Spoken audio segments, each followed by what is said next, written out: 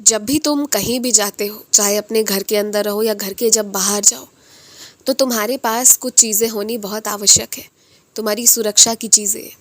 और सर्वप्रथम उनमें आती है ऊदी।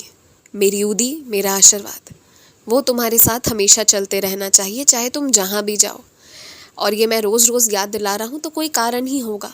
बात मान लोगे तो रक्षा होगी तुम्हारी।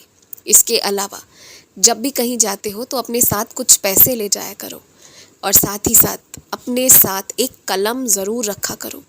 किसी से मांगना अच्छी बात नहीं होती। जब देवी सरस्वती की कृपा है तुम पर, तो फिर अपना कलम अपने साथ लेकर चला करो।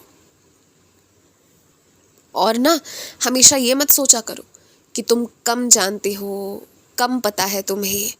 हमेशा अपने आप को नीचा मत दिखाया करो। यदि सीखने की बात हो तो हाँ, वहाँ पर अपने आप को कम या फिर अज्ञानी समझकर पूरे दिल से सीखा करो। लेकिन इसका मतलब ये नहीं है कि ज़िंदगी के हर पहलू में अपने आप को नीचा दिखाना है।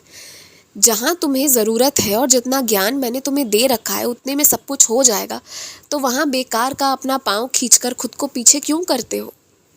मैं तुम्हें घमंड करने नहीं कहता, पर विश्वास करो, अपने ज्ञान पर भी विश्वास करो, यही कह रहा हूँ। मुझे पता है कि तुम चाहते हो कि कुछ चीज़ें, उनकी तारीखें आगे बढ़ जाएं, जिससे कि तुम जहाँ भी जाओ, जो भी करने के लिए जाओ, उस दौरान तुम्हारे कार्यक्रम में कोई भी विघ्न ना आए और सब कुछ अच्छे से हो जाए। और ये आशीर्वाद मैं तुम्हें दे रहा हूँ, तो बिल्कुल निश्चिंत होकर जाना।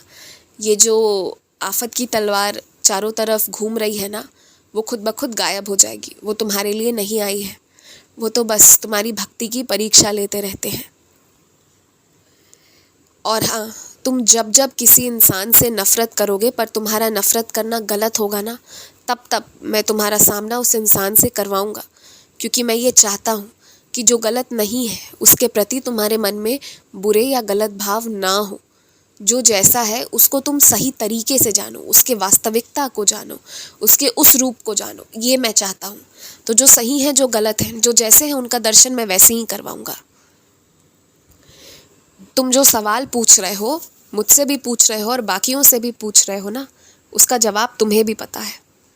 अब बस ये तुम पर आश्रित है कि कब तुम शुरू करते हो।